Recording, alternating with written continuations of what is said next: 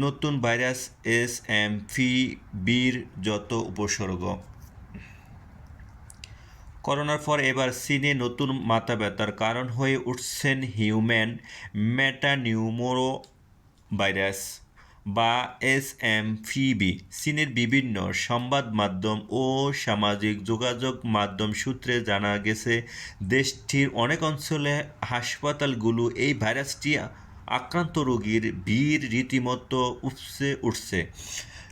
সংবাদ মাধ্যম the guardian এক প্রতিবেদনে খবর জানিয়েছেন, 2001 সালে বিশ্বের প্রথম শনাক্ত হওয়া এসএমভিবি ভাইরাস মূলত মানুষের শ্বাসতন্ত্রে আক্রমণ করে। সব বয়সী লোকজনকে আক্রান্ত করতে সক্ষম এসএমভিবি, তবে 5 বছর চেয়ে কম বয়সী শিশু, বয়স্ক এবং রোগ প্রতিরোধ ক্ষমতা কম যাদের ভাইরাসটি আক্রান্ত তাদের ঝুঁকি সবচেয়ে বেশি থাকে বলে জানিয়েছেন বিজ্ঞানীরা। এসএমভিবির যত উপসর্গ: কাশি, জ্বর, সর্দি, জমে, নাক বন্ধ অর্থাৎ সাধারণ ঠান্ডা জ্বর যেমন উপসর্গ মানুষ ভোগে সেসব উপসর্গ দেখা যায় এসএমভিবির ভাইরাস আক্রান্ত হলে। তবে এর সঙ্গে বাড়তি দুইটি উপসর্গ যোগ হয়, সেগুলো হলো শ্বাসকষ্ট ও গলা ব্যথা। এই দুটি উপসর্গের সঙ্গে কোভিডের সাদৃশ্য রয়েছে। উপসর্গগুলি তীব্র হয়ে উঠলে রোগীর গুরুতর অসুস্থ হয়ে পড়েন, তখন তাকে জরুরি ভিত্তিতে হাসপাতালে ভর্তি করা প্রয়োজন। যেভাবে ছড়ায় এসএমভিবি। এসএমভিবি একটি সংক্রামক রোগ এবং যেভাবে এটি ছড়ায় তার সঙ্গে সাদৃশ্য রয়েছে কোভিডের। বিজ্ঞানীরা জানিয়েছে, কোভিডের মতো হাসি, কাশি, আক্রান্ত রোগীর কাছাকাছি অবস্থান, কোমরদান এবং স্পর্শের মাধ্যমে ছড়ায় এ রোগটি, অর্থাৎ আক্রান্ত রোগীর সঙ্গে সুস্থ ব্যক্তির সরাসরি যোগাযোগ মাধ্যমে নিজের বিস্তার ঘটায় এসএমভিবি। যদি করোনার ক্ষেত্রে উপসর্গগুলো তীব্র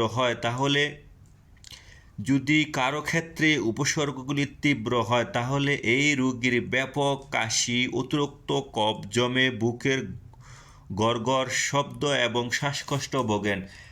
চিকিৎসা এবং টিকা। এসএমভিবির কোনো সুনির্দিষ্ট চিকিৎসা পদ্ধতি বা টিকা নেই। সাধারণত নিউমোনিয়া, করোনা বা ঠান্ডা জ্বরে রোগীদের যেসব ওষুধ, চিকিৎসা সেবা দেওয়া হয় এসএমভিবির ক্ষেত্রে সেসব চিকিৎসা পদ্ধতি অনুসরণ করে চিকিৎসকরা। চিকিৎসার মূল লক্ষ্য থাকে উপসর্গগুলো মৃদু থেকে মৃদুতর করা।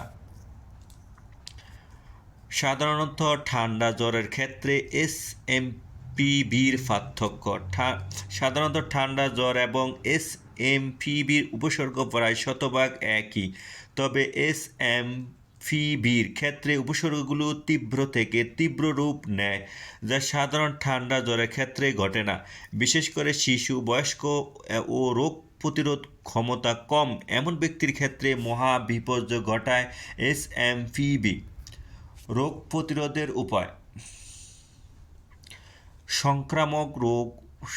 সংক্রামক প্রতিরোধের উপায়।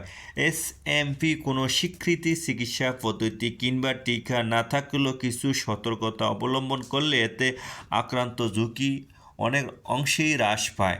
এগুলো হলো কাশি এবং কফের সময় নিজের নাক মুখ ঢেকে রাখা, বাইরে গেলে মাস্ক ব্যবহার করা এবং আক্রান্ত রোগীর সঙ্গে সরাসরি যোগাযোগ থেকে বিরত থাকা। নিয়মিত সাবান কিংবা অ্যালকোহল ভিত্তিক হ্যান্ড স্যানিটাইজার দিয়ে হাত পরিষ্কার করা, হাত না ধুয়ে নিজের চোখ, নাক, মুখ স্পর্শ করা থেকে বিরত থাকা এবং অসুস্থ হয়ে পড়লে আইসোলেশনে থাকা এবং লোকজনকে এড়িয়ে চলা।